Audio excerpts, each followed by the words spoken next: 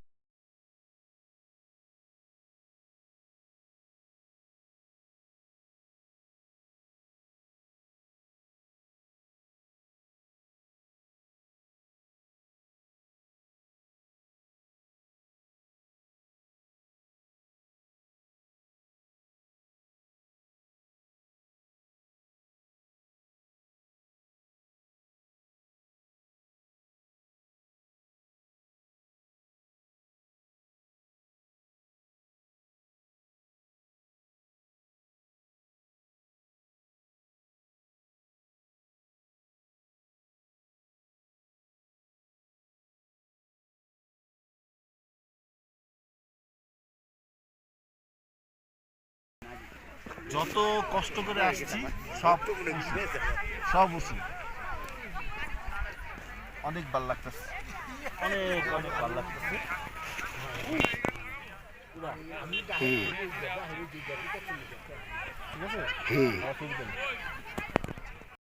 ইয়ানথাম ভ্যালির আরেকটি অপরূপ সৌন্দর্য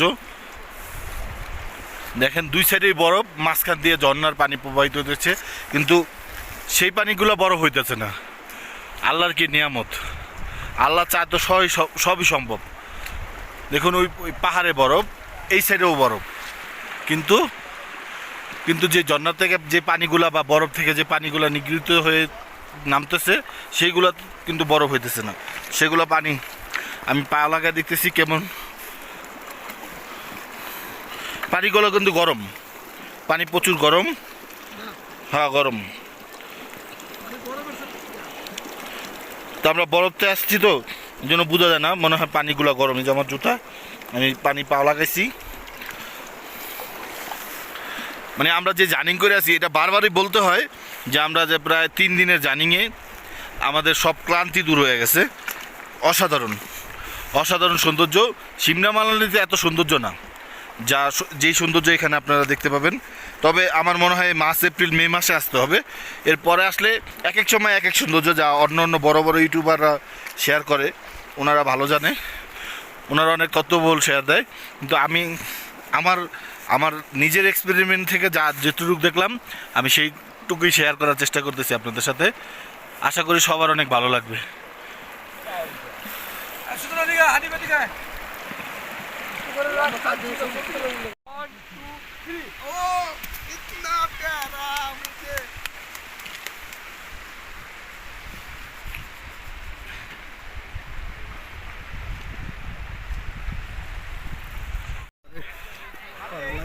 নিয়মত চাইরো কিনারে পাহাড়, মাঝখানে এই ইয়াটা রাখছে। এরা এরা একটা ভ্যালি, বুঝছেন? এনে ফুল ফুটবো এপ্রিল ডিসেম্বর এই বরফের ভিতরে হ্যাঁ, এটা যখন বরফ থাকবো না, শুধু পানি থাকবো, তখন এখানে খালি ফুল ফুটবো এই জায়গায়। ওই যে গাছটি আছে না, এই গাছটি কালারিং ফুল ফুইটা এই গাছে গাছে, বুঝছো? কালারিং গুলা গাছটা ফুলে ফুলে রঙিন হয়ে যাবে। ভিডিও দেখিস।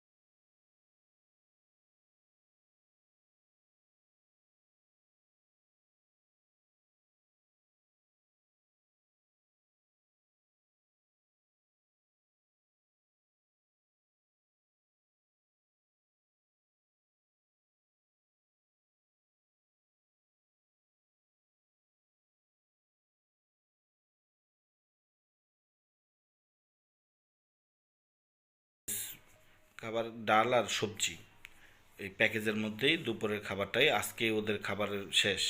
আমরা এখান থেকে খাবার খেয়ে রওনা দিব লাচুং থেকে গ্যাংটকের উদ্দেশ্যে রওনা দিছি।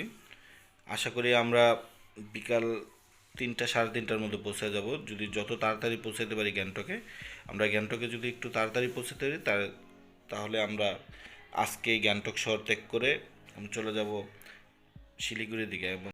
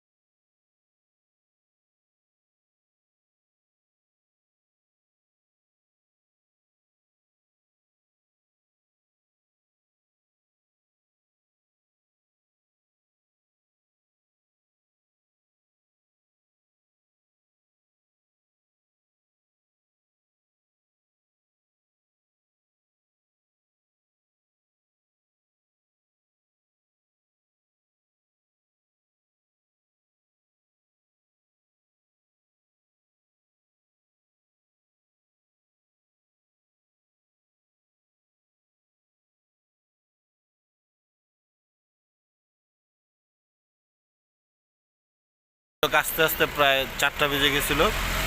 4টা বাজার সিকিমে আসার পরে প্রচুর বৃষ্টি হয়েছে, সেজন্য সিকিমে আর ভিডিও করতে পারি নাই। তাড়াহুড়া করে আমরা একটা ট্যাক্সি নিছি শিলিগুড়ির উদ্দেশ্যে। আমরা সিকিমে আর থাকবো না, সেজন্য শিলিগুড়ির একটা ট্যাক্সি নিছি 2000 টাকা দিয়ে। কিন্তু ট্যাক্সি ক্যাব আঙ্কেল অনেক স্লো চালাইতেছে। এখনও প্রায় 60 কিলো রাস্তা, প্রায় 6টা বেজে গেছে, 60 কিলো রাস্তা বাকি। উনি এখন খাবারের ব্রেক দিচ্ছে, এই জন্য এখানে দাঁড়া রয়েছি। আজকের মতো এই পর্যন্তই। যদি ভিডিওটি ভালো লাগে সবাই লাইক কমেন্ট সাবস্ক্রাইব করে পাশে থাকবেন। আসসালামু আলাইকুম, খোদা হাফেজ।